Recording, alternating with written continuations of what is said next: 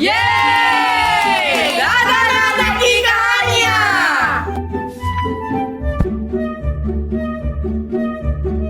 Monkey in the jungle.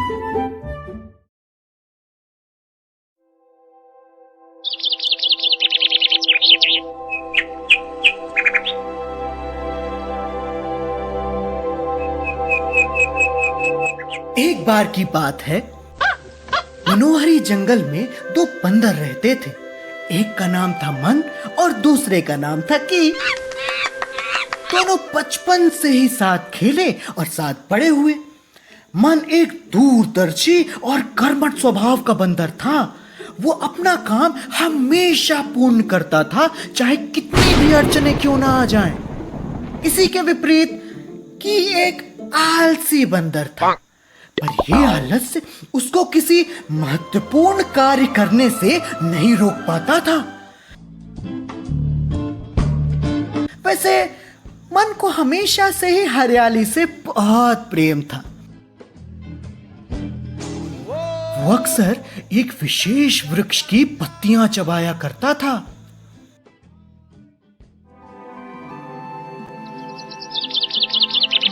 ग्रीष्मकालीन ऋतु का आगमन हो चुका था और दोनों बंदर एक पेड़ की टहनी पर बैठकर बात कर रहे थे। तभी मन ने कहा, मेरे दिमाग में एक बात आई है, तुम कहो तो मैं बताऊं? बोलो बोलो। कि वही आलस्य के साथ कहता है, बता। अब वैसे भी तेरे मस्तिष्क पे जब से आम गिरे है ना, तब से तू एकदम अजीब सा हो गया है ना। अजीब अजीब ख्याल आते रहते हैं, कोई विचार आते रहते हैं। ये कोई नया थोड़ी ना। नहीं नहीं, मेरे दिमाग में एक बहुत ही सुंदर विचार आया है। क्या हो अगर ये सारे जंगल के पेड़ नष्ट हो जाए? ऐसा कभी हुआ है? हाँ हुआ है। पिछले ग्रीष्म को ही देख लो, जब हाथी अपने झुंड के एक सदस्य की मृत्यु पे पूरा जंगल नष्ट कर गए थे, यहाँ तक कि मेरा पसंदीदा वृक्ष भी। तब तुमने नहीं देखा था कितनी त्राही फैल गई थी पूरे जंगल में? हाँ, वो तो गनीमत थी कि वर्षा हो गई और हमें कुछ फल खाने को मिल गए, नहीं तो अभी तक तो। तभी तो कह रहा हूँ, अगर ऐसा कुछ भविष्य में भी हुआ तब हम क्या करेंगे? कहता तो तू सही है। मैं कहता हूँ कि हमें इस बारे में कुछ सोचना चाहिए, पर सोचने का विभाग तो तेरा ही है। मैं तो आराम से आम खा रहा हूँ, न तो सोच। क्यों ना कुछ ऐसा किया जाए, आने वाली वर्षा ऋतु से पहले हम फलों के बीजों का प्रबंध कर लें, ताकि ऐसी आपदा आने पे हम इन्हें बोकर पुनः वृक्ष उगा लेंगे। पर इतने बीज एकत्र करना हम दो के बस का नहीं है। इसके लिए तो हमें गिलहरी के पास जाना पड़ेगा, क्योंकि बीजों का संग्रह करने में सबसे ज्यादा वही निपुण है। तो मन की अपने पुराने मित्र गिल्लू गिलहरी से मिलने जाते हैं और उपहार स्वरूप मन अपने पसंदीदा वृक्ष की कुछ पत्तियां भी ले जाता है।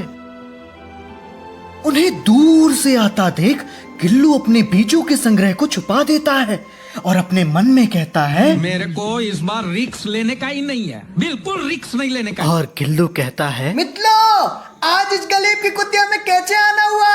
अरे गिल्लू भाई, पिछली बार की ग्रीष्म ऋतु तो तुम्हें याद ही होगी। हाँ, बहुत परेशानी हुई थी।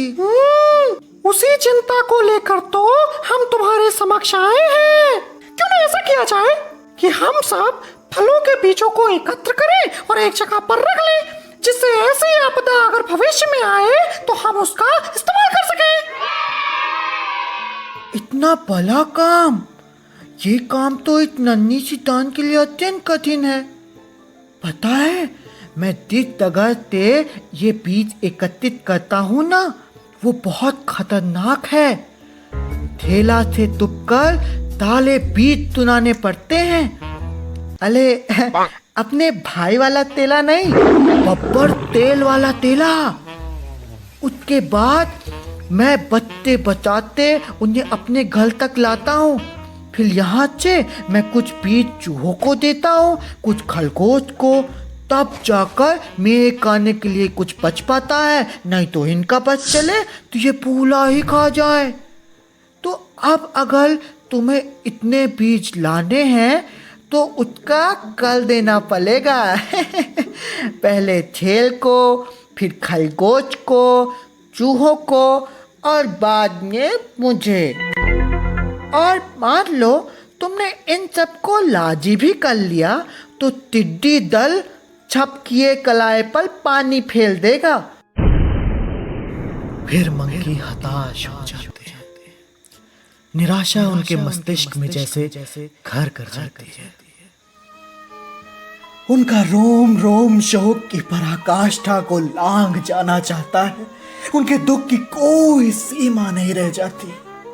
उन्हें लगता है कि वो इस जालिम दुनिया में निश्चल, दयालु और कोमल हृदय रखकर जैसे पाप कर रहे हो। उनका मन जैसे मृग तृष्णा की लालसा में भटके हुए राहगीर सा हो जाता है। और तभी अचानक सन्नाटा पसर जाता है और सन्नाटे को चीरती एक आवाज जो कह रही थी कि गिल्लू का मर्डर हो गया। मर्डर यानी हत्या, यानी किल, यानी कत्ल, यानी वध, यानी RIP, यानी रेस्ट इन पीस। और मन की आवाज आती है, बहुत बोल रहा था साला, पानी फिर जाएगा, कर देना पड़ेगा, ये होगा वो होगा। अब हम फेर दिए तो हो गया। एक बात बता, ये तेरा पहला था क्या? मन अपनी लाल आंखें और पसंदीदा पत्तियों को चबाते हुए कहता है, तुमको क्या लगता था हाथी ऐसा पगला गए थे?